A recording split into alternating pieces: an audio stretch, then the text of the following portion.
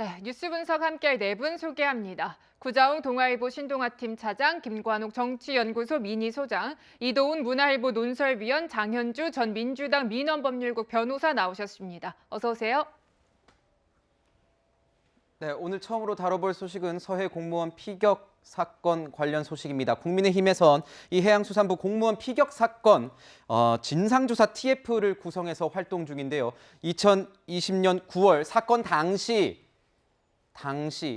전 정부는 북한과의 소통 채널이 없었다 이렇게 주장을 했는데 이 국민의힘 TF에서는 유엔사 관리 이 판문점 채널이 가동되고 있었다 이렇게 밝혔습니다. 결국은 문재인 전 정부에서 이 북한과 소통을 했다면 공무원을 살릴 수도 있었다 이렇게 주장하고 있는 겁니다. 우선 하태경 단장의 이야기 들어보도록 하겠습니다. 이대준 씨가 생존해 있을 때 대통령에 대한 서면 보고가 있었습니다. 6시 36분 경에 서면 보고가 있었는데 해경에도 대통령이 아무런 지시가 없었다고 했는데 국방부에도 마찬가지로 대통령이 구조 지시가 없었다고 합니다. 북한에 통지문을 충분히 보낼 수 있었는데 그런 노력을 안 한 것에 대해서 유감을 표명했고 그런 노력을 하지 않은 그 배경에는 대통령의 아무런 지시가 없었다. 자, 지금 국민의힘에서 주장하고 있는 거는 당시 살릴 수도 있었지만 문재인 전 대통령이 아무런 지시도 하지 않았다 이렇게 주장을 하고 있는 겁니다.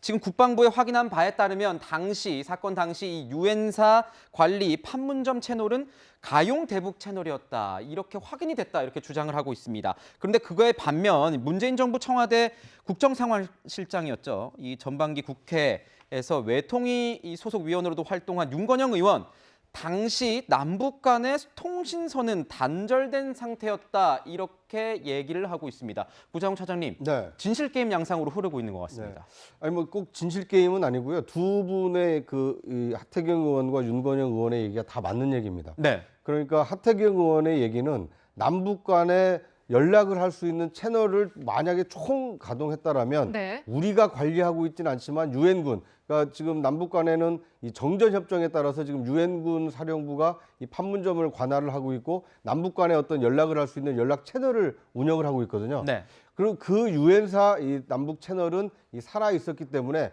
만약에 유엔사의 협조를 요청을 해서 이 북한 당국에 우리 그 이대준 씨의 어떤 표류 사실과 어떤 생존 그리고 귀환 이걸 요청을 했다라면 살릴 수도 있었던 거 아니냐. 네. 이것이 이제 하태경 의원의 주장이고요. 반대로 윤건영 의원은 이 판문점 선언 이후에 남북 군 통신선이 복원이 됐었지 않습니까? 네. 그런데 하노이 회담에서 북미 회담이 이제 노딜로 끝난 이후에는 이 남북 관계가 경색이 되면서 그 남북 연락사무소가 폭파되고 그 이후에 이 통신선이 거의 다 끊겼었거든요. 그러니까 남북 당국 간에 직접 연락할 수 있는 이 소통 채널은 없었기 때문에 유엔사라는 제3자를 통해서 연락을 해야 된다는 것은 그러니까 우리 당국의 어떤 그 관리 체제가 아닌데 네. 그것까지 그 연락을 안 했다라고 하는 것은 너무 억측 아니냐 이런 그렇군요. 윤건영 의원의 주장도 어느 정도는 좀 일리가 있어 보입니다. 그렇군요. 네, 이제 당시 상황에 돌아가서 일지로 저희가 좀 준비를 해본 내용을 보면서 이야기를 이어가도록 하겠습니다. 지금 보시면요. 그날 이제 오후 3시 30분입니다. 2020년 9월 22일의 이야기고요. 자, 준비가 됐습니다. 3시 30분에 우리 국민이 북한 해역에서 실종자가 발견됐다라는 이제 군 첩보를 입수했다라는 내용 보이고요. 그리고 조금 밑에 보시면 저녁 9시 40분입니다. 이때 북한군이 이 씨를 사격했다라고 정리가 가능합니다. 이제 국민의힘에서 주장하는 내용은 이 사이에 이제 문재인 전 대통령이 무엇을 하고 있었느냐 거기에 대해서 밝혀야 된다라는 건데요, 소장님. 그러니까 지금 3시간이 사실상 어떻게 보면 보고받은 이후에 사격 직전까지의 기간이에요. 이 시간 동안에 대통령이 조치를 취해야 되느냐에 대한 문제거든요. 네. 현장에서 사실은 어떻게 보면 이제 국방부, 해군이 이거를 주로 담당을 해서 관리를 했을 텐데 수칙들이 있습니다. 그러니까 우리가 이제 귀순을 하려고 하는 사람인지 표류를 하려고 하는 네. 사람인지 모르겠지만 그 상황에 대처하는 사람들은 사실은 현장에 있는 사람들이거든요.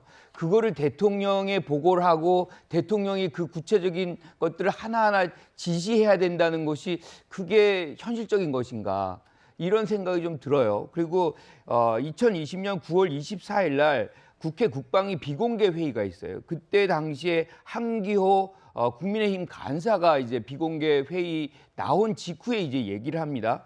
국방부 보고 내용을 보면 월북이라고 판단할 수 있는 정황이 선명하게 보인다라고 얘기를 해요. 그러면서 이제 얘기 인즉슨 뭐냐면 국방부가 월북 의사를 밝힌 사람을 죽이라고 생각 안 했다라고 이제 귀순한 사람을 죽이겠느냐라는 것이 국방부 판단이었을 것이라고 한기호 간사가 해석을 합니다. 네. 그러니까 그런 어떤 정황선상에서 죽일 것이라는 어떤 예상을 사실상 하지 못했던 부분이라고, 그것이 잘못이라고 한다면 사실은 잘못이죠. 그런데 우리가 통상을 과거의 어떤 전례를 본다면 여러 사람들이 사실 월북한 사람들이 있었어요. 그런데 그 사람들이 그러면 죽임을 당했느냐, 총살을 당했느냐라고 한다면 그렇지 않은 경우가 대부분이었거든요. 그러니까 그런 상황에서 급작스럽게 네.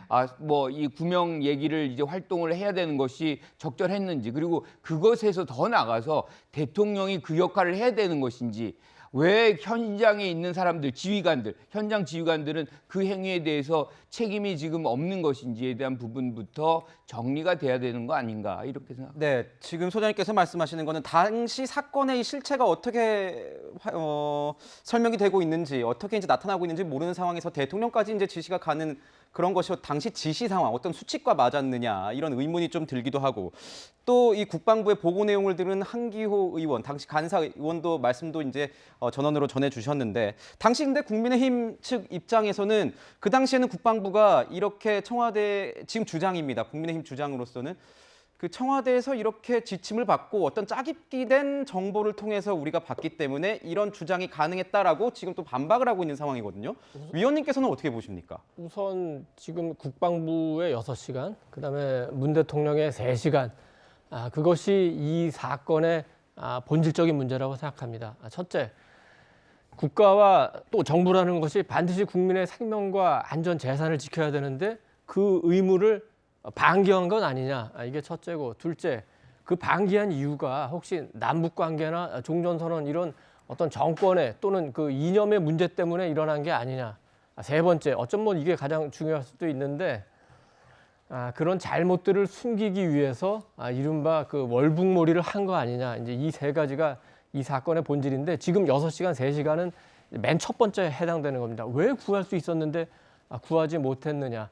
6시간이면 충분히 그 북한의, 아까 이제 우리 부차장도 잘 설명을 했습니다만, 유엔사 채널을 통해서든 아니면 다른 채널을 통해서든 우리가 충분히 북한의 의사를 전달할 수 있었고, 만약에 그 채널이 여의치 않다면은 그러니까 언론을 통해서 발표를 하면은 그 언론의 그 보도를 북한도 보고 전 세계가 다 보기 때문에 저렇게 총살하고 소각하는 만행을 북한이 저지르긴 어려웠을 겁니다. 그래서 왜 이런 일이 일어났느냐, 그걸 밝히는 것이 핵심 이슈인데, 지금 얘기한 이제 국민의힘 TF에서 제기하는 문제는 원래 군인 합참이 월북이라고 생각하지는 않았는데 청와대 안보실 내에서 여러 가지 회의 과정을 통해서 그 본질이 조금 바뀐 거 아니냐, 그 부분을 지금 이제 국민의힘이 적극적으로 제기하고 있는 겁니다. 네. 네, 이 과정에서 이제 문재인 전 대통령의 이름이 계속 거론이 되고 있는 상황이고요. 그러니까 문재인 전 대통령의 목소리에도 관심이 쏠리지만 아직 아무런 입장을 내지는 않고 있는 상황입니다. 대신에 이제 퇴임 후의 일상을 SNS를 통해서 적극적으로 공유를 하고 있어요, 변호사님. 뭐 먹는 것이나 농사일하는 모습, 또 이제 김정숙 여사와의 일상 같은 것들을 굉장히 활발하게 올리고 있더라고요. 그렇습니다. 문재인 대통령이 뭐 이제 퇴임 후에는 잊혀진 삶을 살고 싶다 이렇게 말씀하셨는데, 그 잊혀진 삶이라는 게 사실 은둔 생활을 말씀하신 건 아니었거든요. 네. 그러니까 그냥 보통 국민, 보통 사람으로 돌아가서 일상을 누리고 싶다, 자연스러운 삶을 살고 싶다, 이런 말씀이셨기 때문에 그런 측면에서 뭐 김정숙 여사와 함께 산행하는 모습들을, 일상들을 공유를 하고 있는 것으로 보입니다. 사실 현실 정치에 관여하지 않겠다는 의미였기 때문에 그런 측면에서는 일상 공유를 하는 뭐 저런 SNS가 지금 상황이 부적절하다라고 지적하는 것은 정말 좀 너무 나간 정치 공세인 거라고 생각이 드는 것이요. 네. 지금 왜 문재인 대통령 이름이 자꾸 나오는 것이냐면, 사실 이 서해 공무원 사건과 관련해서 어쨌든 문재인 정부의 책임을 찾아내고자 하는 국민의힘의 어떤 노력들이 있는 상황이거든요. 그 부분은 좀 부인하기 어려울 것 같고, 이미 이제 이 사건이 정쟁에 이용돼서는 안 됨에도 불구하고 어떤 좀 파편적인 자료들을 통해서 좀 문재인 정부에 대해서 또 의혹을 제기하는데 정치적으로 이용이 되고 있다라고 보입니다. 그래서 SNS를 하는 것마저도 실제로도 지금 공격을 당하고 있는 것 같은데 사실 일상 공유하는 SNS가 지금 시점에서 정치적으로 공격당할 일은 아닌 것 같습니다. 네. 소장님, 근데 이런 상황입니다. 국민의힘에서는 계속 이 문재인 정부에 대한 어떤 책임론을 강조하고 있는 상황이고, 문재인 전 대통령의 당시 6시간의 어떤 행적에 대해서 굉장히 의혹을 많이 이렇게 얘기를 하고 있는 상황인데, 문재인 전 대통령이 이제 답을 해야 될 그런 시간이 아니냐, 뭐 이런 비판을 하면서, 지적을 하면서 이렇게 지금 인스타그램에 사진을 올릴 것이냐, 뭐 이런 비판도 있는 상황이거든요. 어떻게 보세요? 그 부분에서 문재인 전 대통령이 답할 가능성은 저는 없다고 봅니다. 그러니까 지금 야권의 입장에서 본다 그러면 여당이나 정부가 지금 하고 있는 어떤 과거 정부의, 전 정부의 어떤 이 서해 이 피살 사건이라든가 이런 부분들은 정치 공세로 지금 해석을 하고 있거든요. 네. 그러니까 이런 부분들을 정치에서 벗어나 있는 문 대통령이 할 가능성은 없는 것이고, 지금 저는 여러 가지 상황이 안 좋아요. 물가라든가 전쟁이 이어지고 있고 이런 상황인데, 지금 이 문제도 굉장히 중요하죠. 진실 규명이 돼야 됩니다. 그런데 그 와중에도 또 하나 우리가 보호해야 되는 것 중에 하나가 이 안보 체계가 흔들리면 안 되는 거거든요. 그 시스템이 이걸 때문에 붕괴된다거나 이게 노출이 된다거나 이런 문제도 또 같이 봐야 되는 것인데, 지나치게 이것이 정쟁의 하나의 대상으로 되는 것도 맞지 않고, 지금 이 부분이 전직 대통령을 겨냥하는 것도 상당히 국론을 분열시키고 국민들을 분열시키는 효과를 만들어낼 수가 있거든요. 그래서 이런 부분들을 감안하고 지금은 이제 국민의힘이 전적으로 모든 것을 책임지는 사실 집권당이 됐잖아요. 그러니까 아주 정확한 정보를 갖고서 이러한 얘기들을 좀 개진할 필요성이 있겠다, 이렇게 봅니다. 제가 보기에는 인스타그램에 저런 사진을 올리는 것 자체가 지금 문재인 대통령의 답변이다.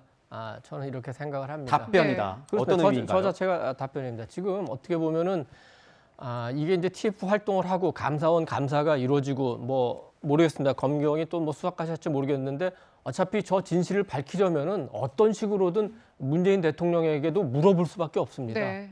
그렇기 때문에 그런 경우에 대비해서 지지자들에게 좀 저에게 관심도 갖고 좀 지지도 해달라, 이런 거를 호소하는 거 아닌가 싶어요. 지금 네. 평산 그 사저 앞에 그렇게 유튜버들이 심하게 시위를 하는데도 지지자들 누가 가서 그걸 말리거나 하는 경우가 있습니까?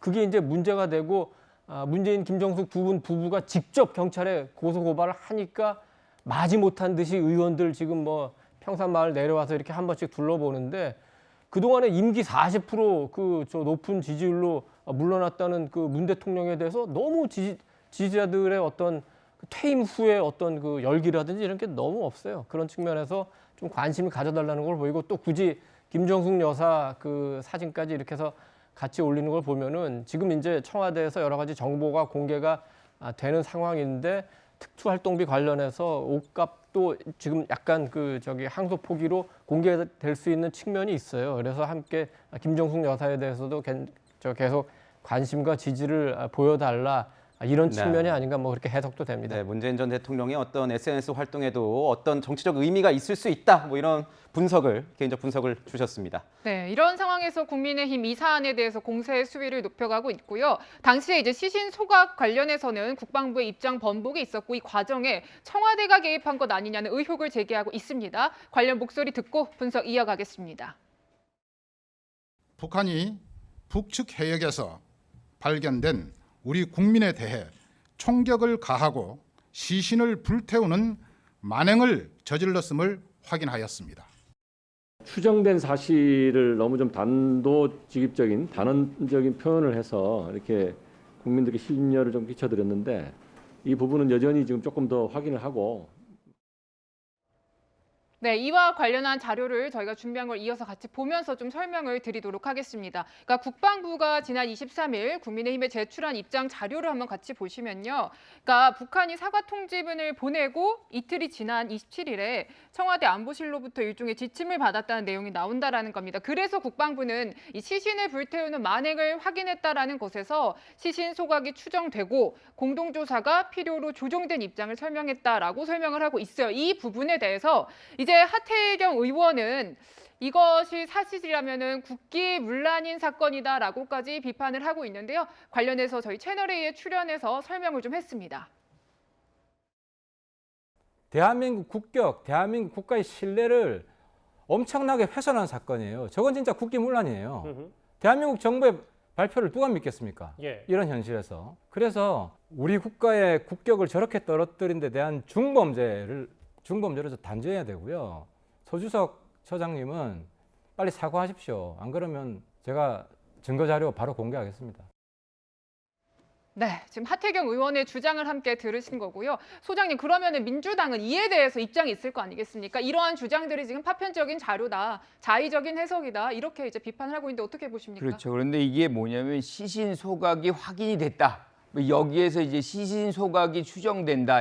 따라서 공동조사가 필요하다. 이걸로 바뀐 거잖아요. 이 얘기는 뭐냐면 네. 북한이 그 이후에 입장을 표명해요. 그러니까 이런 어떤 소각한 것이 사실이 아니다라고 얘기를 하니까 지금 청와대는 정부죠. 정부에서는 그러면은 소각을 안 했다고 하니 이거를 추정으로 하고 이걸 같이 남북이 조사를 하자. 이런 취지에서 그런 어떤 문구를 변화시킨 거라고 지금 얘기를 하고 있는 거거든요. 만약에 이게 가능했다 그러면 공동조사가 이런 어떤 문구 변경으로 그럼 사실상 어떻게 보면 더 진실 규명에 가까워지는 것이기 때문에 네. 지금 제일 아쉬운 거는 북한과의 공동조사가 안 됐기 때문에 여러 가지 논란과 억측이 지금 쌓이고 있거든요. 네. 지금이라도 남북한 간에 이런 문제 제기를 좀 더 지속적으로 해서 그때 진실이 무엇이었는지를 좀 확인하는 것도 필요하고 또 한 가지가 뭐냐면 여기 관련 자료들이 많아요. SI 이제 특수정보가 있잖아요. 그런데 그걸 갖고서 국방위에서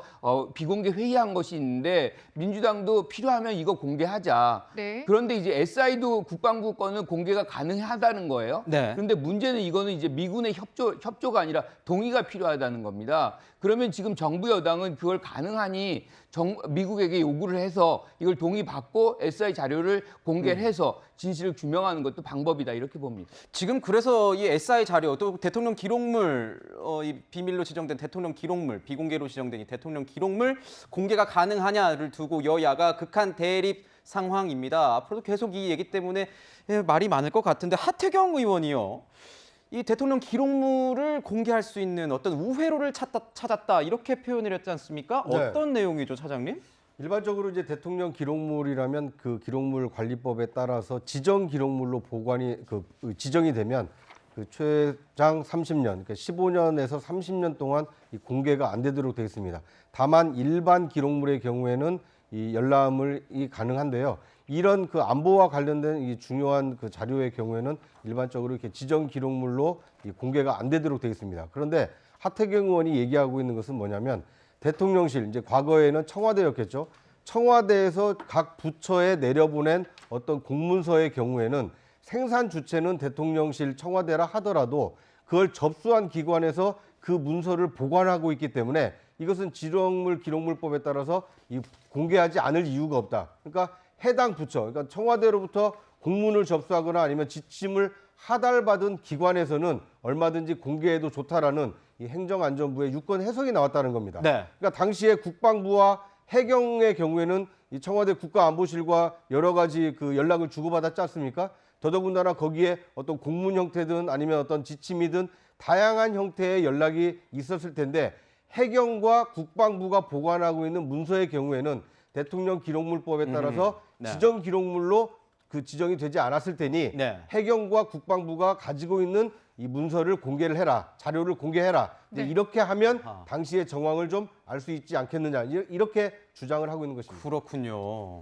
자, 이렇게 논란이 일파만파 커지고 수습이 안 되고 있는 상황입니다. 해경 지휘부는 결국에 집단으로 사의 표명을 했습니다. 이 조직 창설 이후에는 처음 있는 일이라고 하던데요, 위원님. 결국 대통령실은 반려를 했습니다. 이유가 어떤 겁니까? 아니 지금 저 사표에서 다 나가버리면 진실 규명을 어떻게 하겠습니까? 일단 감사원 감사도 네. 시작될 거고 이제 검찰이든 경찰이든 수사를 하게 되는데 그 결과에 따라서 해임을 하든 아니면 사표를 수리하든 그 처분을 해야 되지 않겠습니까? 그래서 지금 저렇게 집단으로 사표를 내는 거는 어떻게 보면 조금 그 무책임할 수도 있고 일단은 진실 규명을 위해서 네. 현직에서 최선의 협조를 다하는 것이 우리 해경 간부들의 책임이라고 생각합니다. 그렇군요. 지금 감사원 감사 또 진행 중이니까 이 뭐 책임자일 수도 있는 사람들의 어떤 진실 규명을 위해서 사의를 반려했다 이렇게 분석을 해주셨습니다. 지금 변호사님 좀 궁금한 게요. 보면은 토마스 이 오헤아 킨타나 이 유엔 이 북한 인권 특별 보고관이 이제 방한을 다시 합니다. 제가 이제 외교부 출입을 해서 그런데 원래 저번 방한 때까지가 마지막 방한이었겠다라고 했는데 이번에 다시 이제 진짜 마지막에 마지막으로 오는 건데 이 이대준 씨 피해자 이대준 씨의 유족을 만난다고 해요. 이게 뭔가 좀 뭔가 이렇게 그런 사안이 될 수도 있을까요? 유엔이라고 하다 보니까 또 다른 나라들과의 어떤 이런 시선도 있고 하니 좀 더 뭔가 논의가 이루어질 수 있는 그럴 가능성이 있을까요? 사실 유족들을 면담하는 것이고 그리고 이제 돌아가신 분의 어떤 그 진실을 규명해야 된다는 것만큼은 뭐 여야 할 것 없이 다 동의하고 있는 바입니다. 특히 이제 그 북한 인권특별보고관도 그 부분에서 얘기를 듣고 유족들이 어떤 문제가 있는지를 얘기를 듣고 과연 정부와에서 네. 어떤 부분이 안 풀리고 있는지를 분명히 면담할 수는 있을 것 같습니다. 그리고 특히 이 부분 같은 경우에는 사실 같은 사건, 동일한 사건이고 지금 사실관계가 명확히 달라졌다라는 것이 뭐 그런 증거가 나오지 않은 상태에서 판단만 달라진 것이거든요. 그것도 2년 만에 같은 정부기관이 해경과 그리고 국방부에서 월북 의도가 있었다 없었다가 완전히 180도 다른 결과가 나왔기 때문에 이 부분에서 사실 정부로서는 굉장히 신뢰를 잃은 게 될 수 있거든요. 국민 입장에서는요. 그러니까 그런 부분에 대한 경위라든지 이런 부분에 대해서 이제 보고관이 뭐 의견을 낼 수는 있겠지만 일단은 좀 듣는 절차가 더 많을 것 같습니다. 그러니까 유가족들의 그런 어떤 나름대로의 억울한 사연들을 듣고 그 부분에 대해서 뭐 어떻게 뭐 보고관이 직접적으로 뭘 도와줄 수 있는 것이 있는지를 찾기는 어려울 겁니다. 아무래도 내부적인 것이고 네. 우리의 국가 안보가 걸린 것이기 때문에 이 부분은 어느 정도까지 정보를 공개할 수 있는지는 우리 정치권의 숙제일 것 같은데요. 그 관련돼서는 어쨌든 세계적으로 봤을 때도 이 진실 규명을 해 나가는 모습을 보여줘야 선진국으로서의 어떤 대한민국의 위상을 보여주는 게 네. 될 수 있을 것 같습니다. 네, 첫 번째 순서에서는요. 서해 공무원 피격 사건을 둘러싼 각종 공방들, 진실들 짚어봤습니다.